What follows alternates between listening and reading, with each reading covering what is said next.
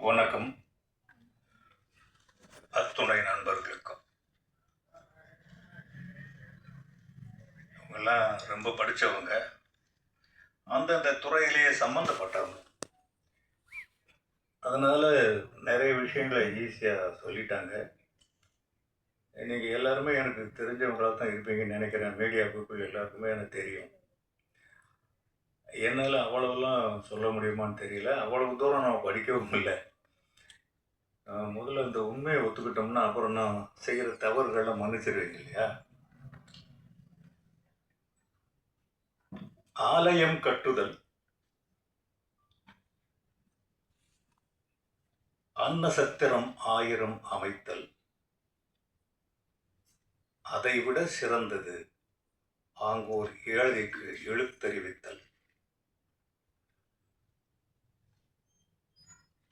எனக்கு ஃபஸ்ட்டு இப்போ 2 நாளைக்கு முன்னாடி தான் கவிதா மேடம் சொன்னாங்க, அக்னி சிறகுகள் அப்படின்னு ஒரு அமைப்பு இருக்குது சார், அவங்க இதெல்லாம் பண்ணுறாங்க. என்னடா இந்த காலத்தில் இப்படி ஒன்று பண்ணுறாங்களான்னு ஆச்சரியமாக இருந்தது. ஏன்னா இன்னைக்கு பசங்களாம் எங்கேயோ போகிறாங்க. அவங்கள இழுத்து பிடிக்கிறதுக்கோ தலை திருப்புவதுக்கோ நமக்கு சக்தி இல்லை. அவங்க நம்ம கண்ட்ரோலை மீறி எங்கேயோ போயிட்டாங்க. அதுக்கு நிறைய உதாரணங்கள் நடந்துக்கிட்டே இருக்கு. நல்ல வழியிலையும் சரி, கெட்ட வழியிலையும் சரி. நல்ல வழியில் கொஞ்சமாகவும் கெட்ட வழியில் அதிகமாகவும் போய்கிட்டு இருக்காங்க. இவங்களை நல்வழிப்படுத்துறதுக்கு அந்த ஒரு முயற்சியில் இறங்கின அக்குனி சிறகுகள் அமைப்புக்கு திரு ஜான் பிரீட்டோ அவர்களுக்கு 1000 முறை கைதட்டினாலும் தகும். ஏன்னா இப்படி ஒரு இன்னைக்கு நிறைய பேருக்கு பொழுதுபோக்கு அம்சங்கள் நிறைய இருக்கு, அதில் தான் கான்சென்ட்ரேட் பண்ணுறாங்க. பொதுவாக இன்னைக்கு பசங்கள்லாம் பார்த்தீங்கன்னா அந்நிய நாட்டு கனவை அண்ணாந்து பார்த்துட்டு இருக்கான். அங்கே தான் சம்பாதிக்க முடியும், அங்கே தான் வேலை பார்க்கணும். எல்கேஜியில் சேர்க்கும் போது பேரண்ட்ஸே அயல் நாட்டு கனவோட தான் சேர்க்குறாங்க. ஜப்பான் போவானா, அமெரிக்கா போவானா, துபாய் போவானா. இப்போ சமீபத்தில் நான் துபாய் போயிட்டு வந்தேன், இந்த ஹபீபி படத்தினுடைய விளம்பர நிகழ்ச்சிக்காக.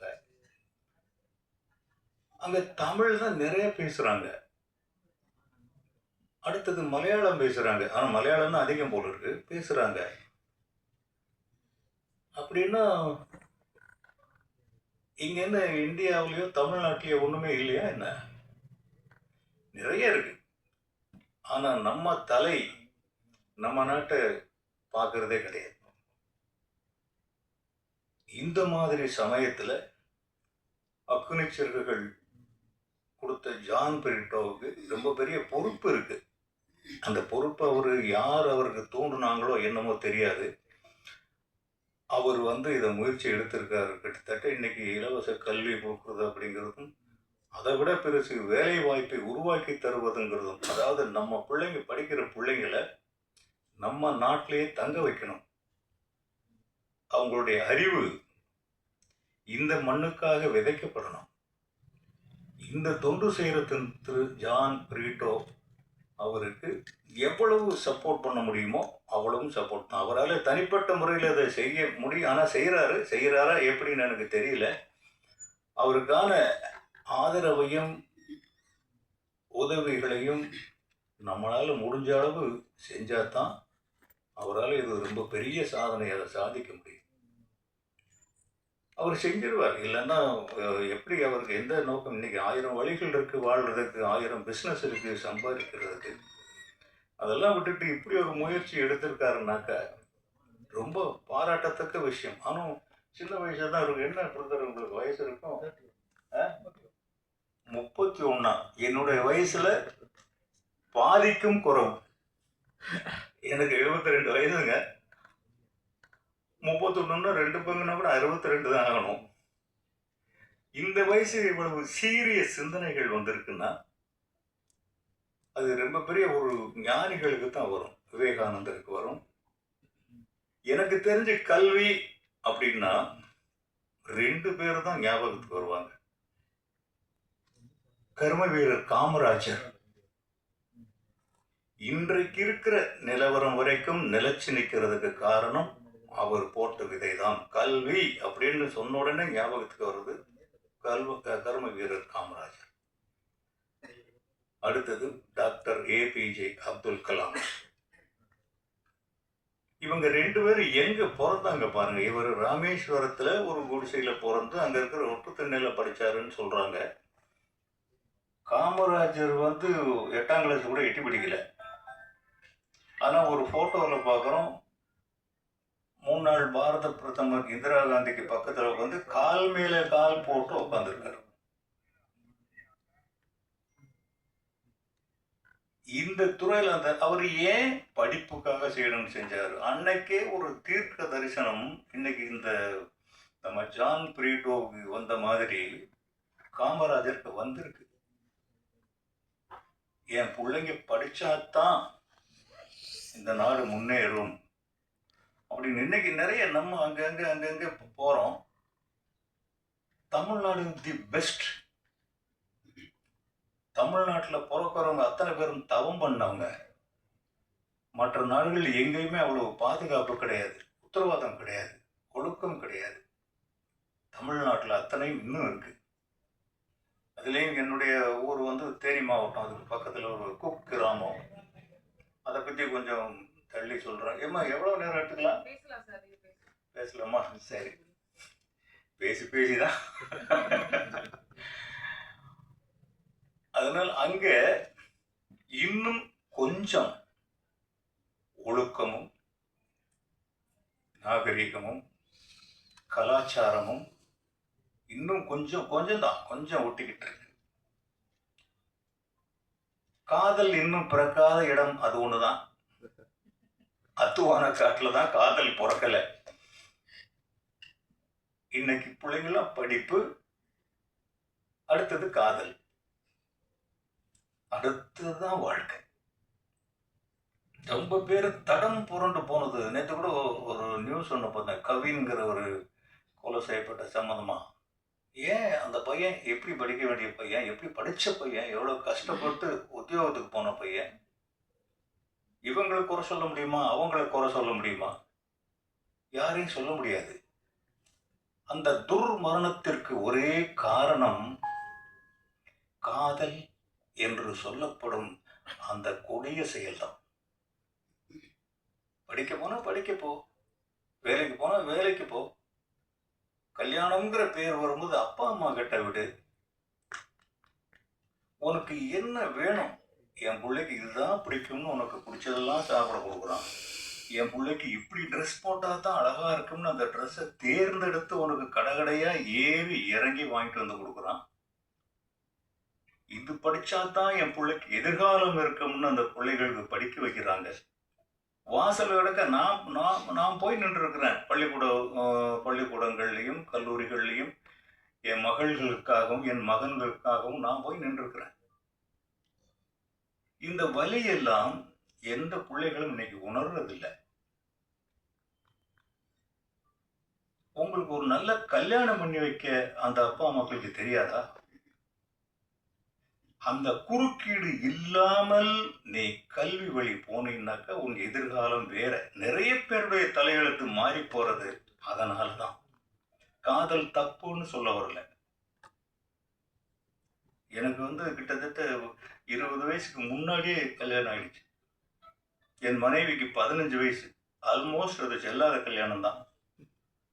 ஆனா காதல், அதுக்கு முன்னாடி காதலும் வந்தது, படிப்பு தடம் புரண்டுருச்சு. டிகிரி முழுசா முடிக்காம பாதியில் விட்டுட்டு வந்துட்டேன். காரணம், ஒரே காரணம், அந்த காதல் தான். நம்ம வாழ்க்கையின் முன்னேற்றத்திற்கு எதெல்லாம் சப்போர்ட் பண்ணுதோ அது மட்டும்தான் காதல். உன்னுடைய வாழ்க்கையை பின்னுக்கு இருக்கிற எதுக்கு பேரும் காதல் கிடையாது. மனசு புரிஞ்சுக்கிறது கல்யாணத்துக்கு முன்னாடியும் புரிஞ்சுக்கலாம், கல்யாணத்துக்கு பின்னாடியும் புரிஞ்சுக்கலாம். கொஞ்சம் காத்திருங்கள், கொஞ்ச நாள் காத்திருக்கணும். காதல் எல்லா பருவத்திலையும் வரும், எந்த வயதிலையும் வரும். கொஞ்சம் காத்திருங்க. இதை சொல்லத்தான் அவரு அக்னி சிறகுகள்னு ஜான் பிரீட்டோ ஆரம்பிச்சிருக்காருன்னு நினைக்கிறேன். உங்களுக்கு நிறைய பொறுப்புகள் இருக்கு. நீங்க கல்வி, வேலை வாய்ப்பு, இது ரெண்டுமே முழுசா புரியாத வார்த்தைகள். கல்விங்கிறது புத்தகத்தை படிச்சா மட்டும், டிகிரி வாங்கிட்டா மட்டும் அந்த கல்வி நமக்கு கிடைச்சிடுறது இல்ல. வெறும் அந்த டிகிரியை மட்டும் வச்சுக்கிட்டு, எனக்கு டிகிரி எந்த வகையிலயும் உதவி செய்யல அப்படின்னு ஒரு காமராஜர் வந்துட்டு போறா. டாக்டர் அப்துல் கலாம் இந்தியாவுடைய முதல் குடிமகனானார். அவர் அவ்வளவு படிச்சவரா? இருந்தும் மாணவர்கள் பின்னாலேயே தான் சுத்தினார் அவர் வந்து. ஏன்னா இந்தியா அங்கதான் இருக்கு. நீங்க எடுத்துக்கிட்ட ஒரு முயற்சி டாக்டர் ஏபிஜே அப்துல் கலாம் அவங்க எடுத்துக்கிட்ட முயற்சி. அவர் எப்படிப்பட்ட ஞானி அப்படின்னா, எனக்கு அப்துல் கலாம்னா யாருன்னே தெரியாதுங்க. சென்னைக்கு வந்தப்போ கூட சும்மா நைட்ல அப்படியே டிவியை நோண்டிக்கிட்டு, தெரியும் அவர் ஒரு சயின்டிஸ்ட். அப்ப அவரை கொண்டு போய் பிரசிடென்ட் ஆக்குறாங்க. அடப்பாவி, அவர் பாட்டில் விஞ்ஞானி நல்லா இருந்தாரு, ஏன்டா பிரசிடென்ட் ஆகுறீங்க? இவ்வளவுதான் அவர் மேல நமக்கு இருந்த ஒரு அறிவு. அவரை பற்றி ஒரு குறிப்பும் தெரியாது. நைட் ஒரு 11 மணிக்கோ 10 மணிக்கோ சேனல் போட்டுக்கிட்டே போறோம். ஒரு சேனல்ல போடுறான், டாக்டர் ஏபிஜே அப்துல் கலாம் அவர்கள் மரணம் அப்படின்னு. இவன் ஏதோ தமாஷா போடுறான் போல இருக்குன்னு அடுத்து அடுத்து அடுத்து போடுறான். எந்த சேனல்லையுமே வரல. ஆனா பக்குன்னு இதயத்துல ஒரு சுருக்குன்னு குத்துது. அவர் மேல எனக்கு காதல் கிடையாது, மதிப்பு கிடையாது, மரியாதை கிடையாது, அவருடைய வரலாறு கூட எனக்கு தெரியாது. ஒரு அட்டாக்கிங் கொடுத்தாரு பாத்தீங்களா, அவன் தான் தலைவன். இதுக்கப்புறம் எல்லா சேனலும் பார்க்குறேன். வர வர வர வர அந்த நியூஸ் பெருசா போடுறாங்க. என்னை அறியாம கண்ணுல இருந்து கண்ணீர் வருது. அதுதான் தலைவன். அது மாதிரி காமராஜர், அவர் பெரும் தலைவர். இன்னைக்கு வரைக்கும் தலைவர்னு காமராஜர் மட்டும்தான். அவர் ஒருத்தர் மட்டும்தான். என் பிள்ளைகள், என் பிள்ளைகள்னு தான் அவர் சொல்லுவார். என் பிள்ளைங்க, என் பசங்க படிக்கணும்டா, என் பசங்க படிக்கணும்டா அப்படின்னு சொன்னவர் அவர் ஒருத்தர் தான்.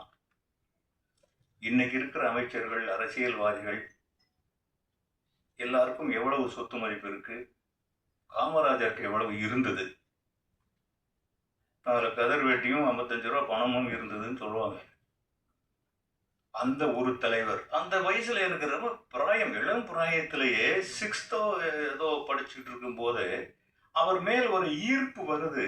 அவர் மேடையில் நின்று கலைஞர் மாதிரி அடுக்கு மொழியில பேசுறவரும் இல்ல, வாஞ்சிநாதன் மாதிரி வீரவசனம் பேசுறவரும் இல்ல, நடிகர் திலகம் சிவாஜி கணேசன் மாதிரி அடுக்குமொழி பேசுறவரும் இல்லை.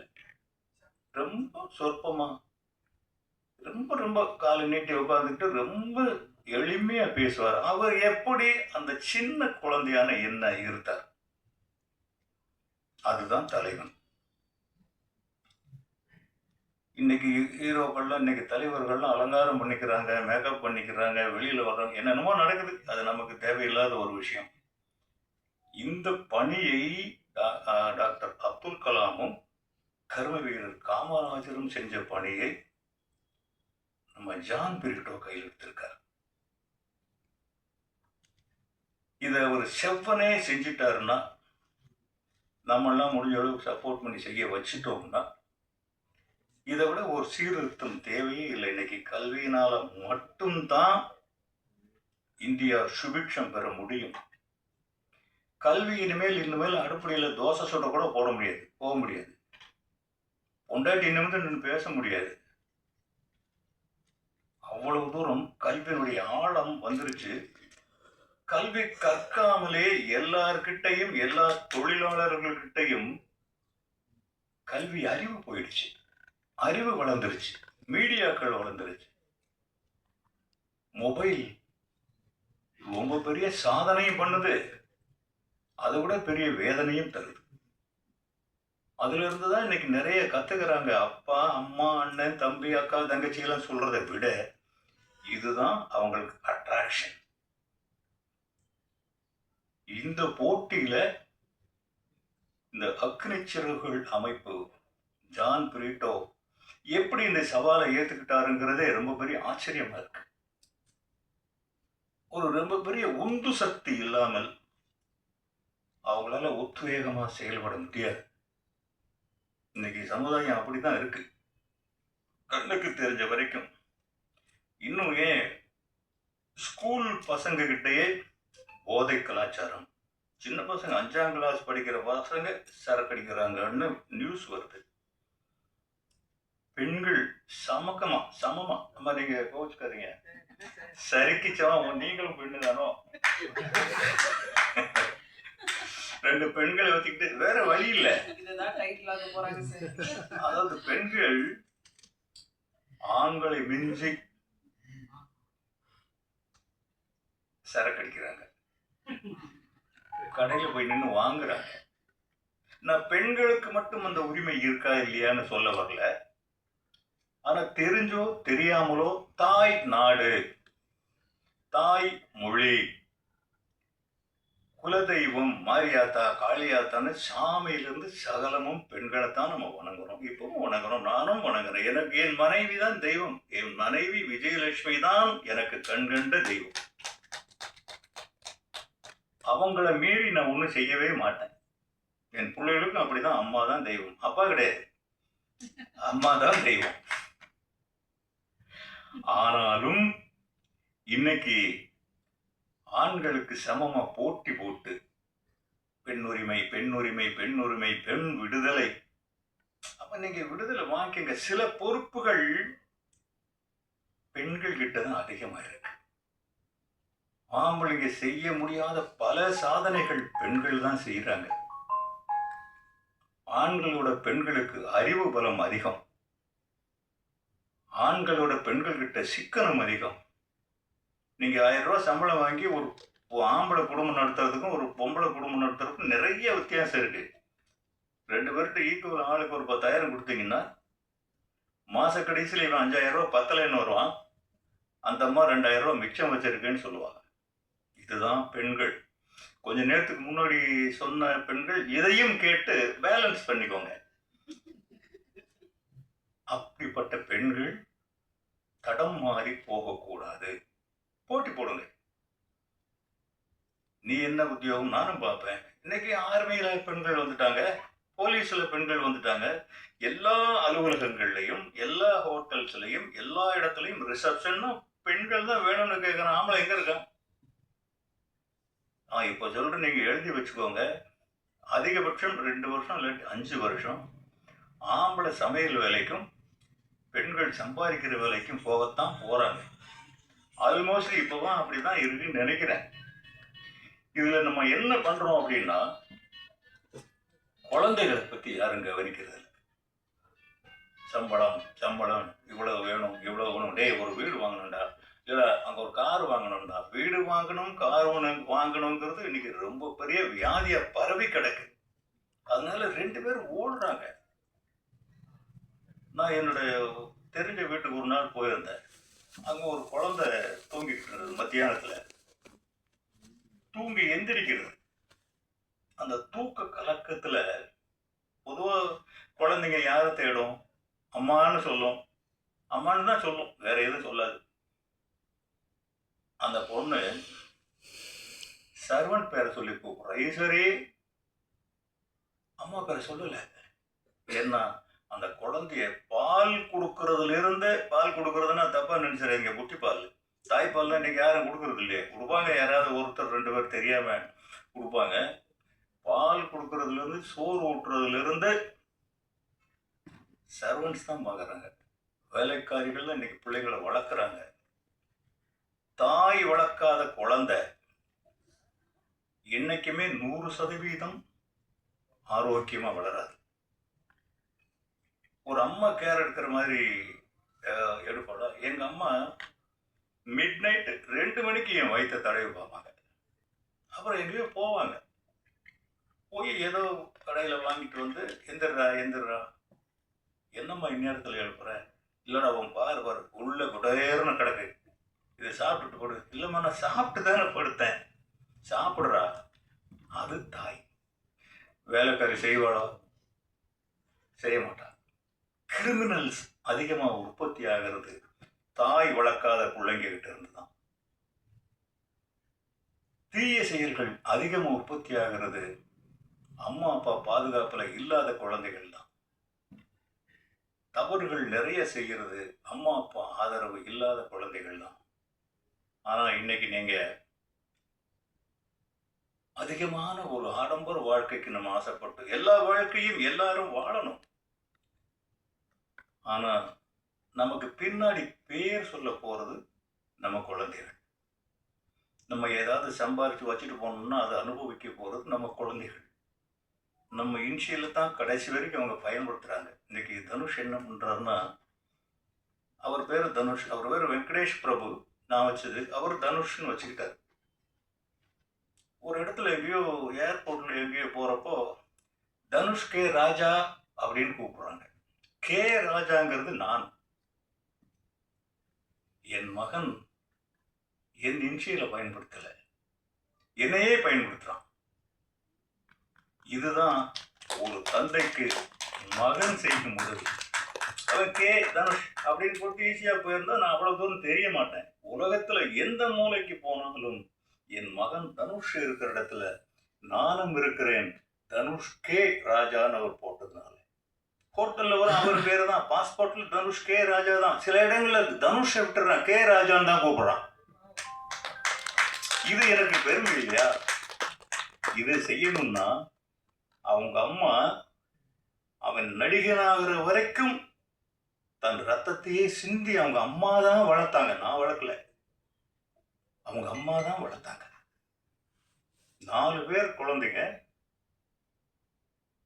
இந்த 4 பேரும் ஸ்கூலுக்கு போகணும். ஒரு சர்வெண்ட் வச்சுக்கிறதுக்கு அன்னைக்கு வசதி கிடையாது. காலையில சமைச்சு சாப்பாடு கொடுத்து ட்ரெஸ் பண்ணி 4 பேரையும் கொண்டு போய் விட்டுட்டு வரணும்.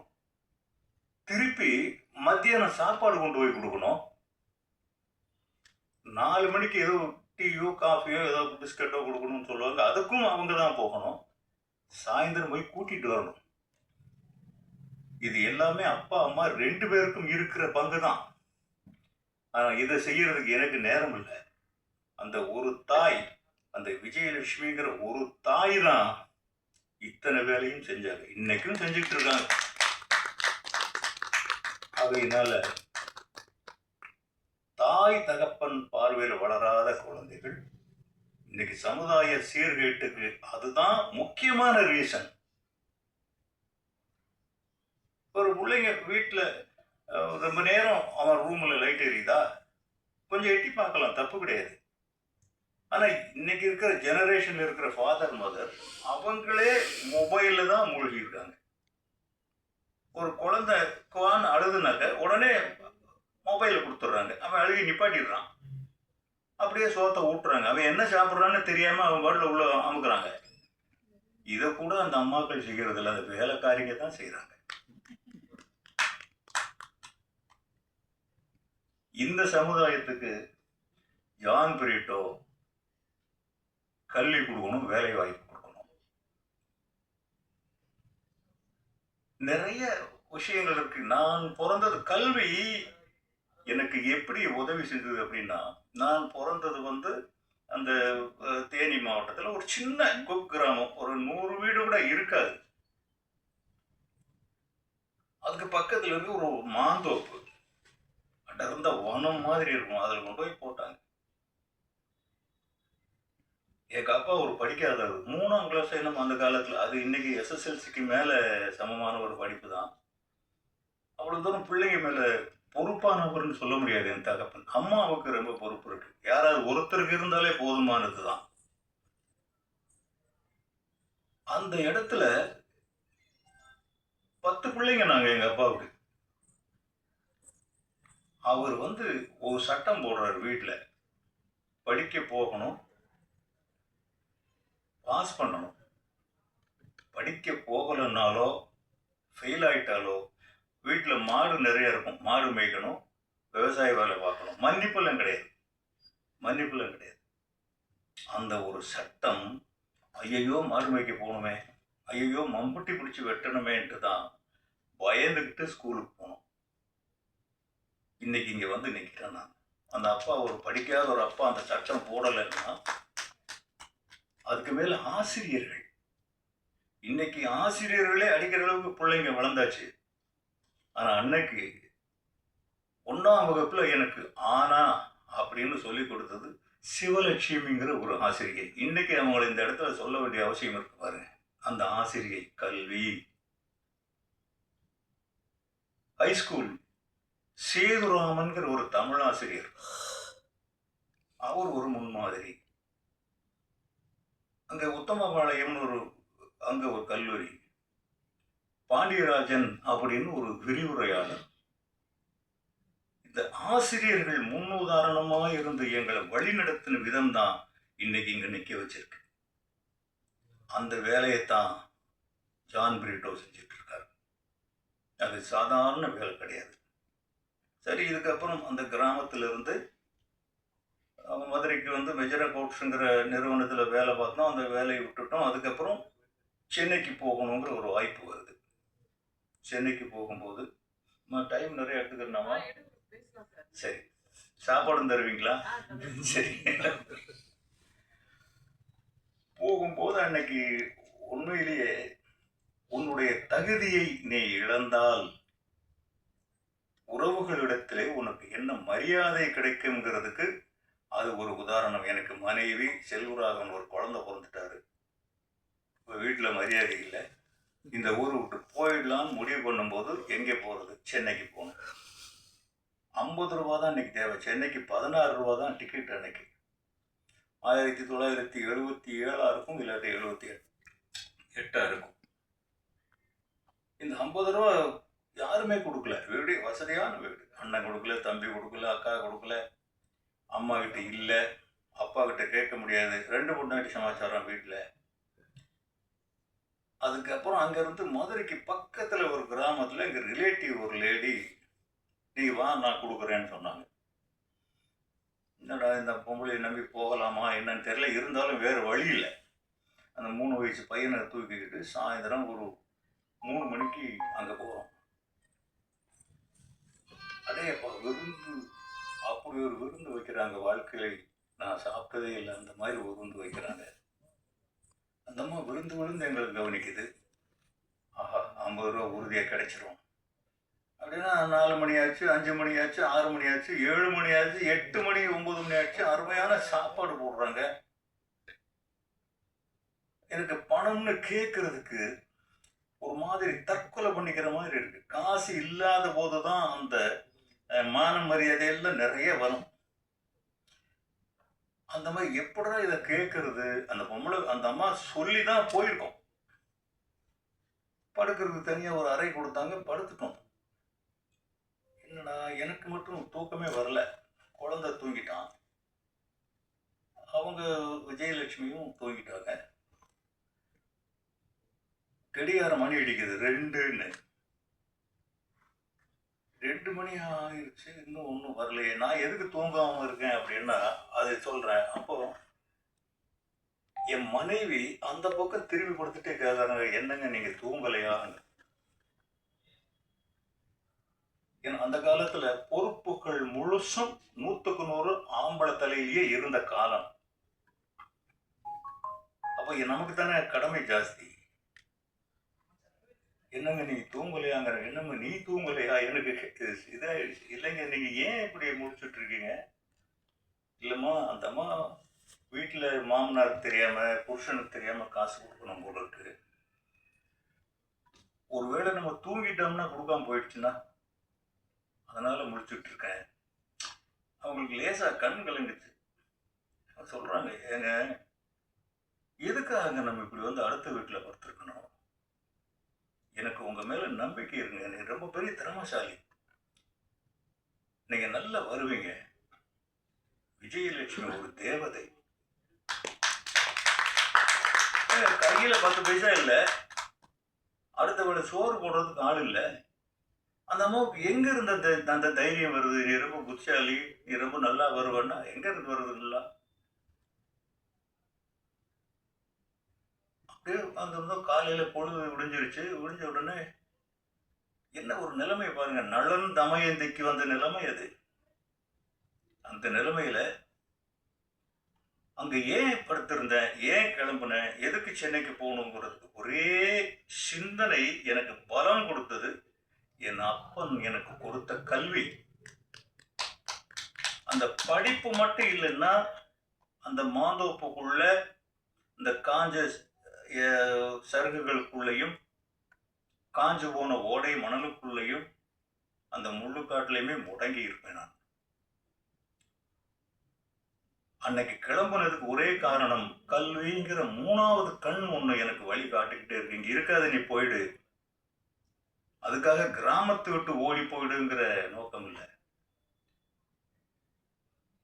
அந்த நிலைமையிலையும் எனக்கு துணையா இருந்தது அந்த எஜுகேஷன் தான்.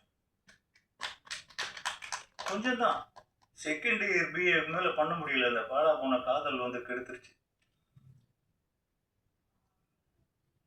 அதுக்கப்புறம் என்னை மாற்றியது அந்த விஜயலட்சுமி தான். ஏன்னு தெரியாது. அவங்க எனக்கு பணம் கொண்டு வரல, ஒன்றும் கொண்டு வரல.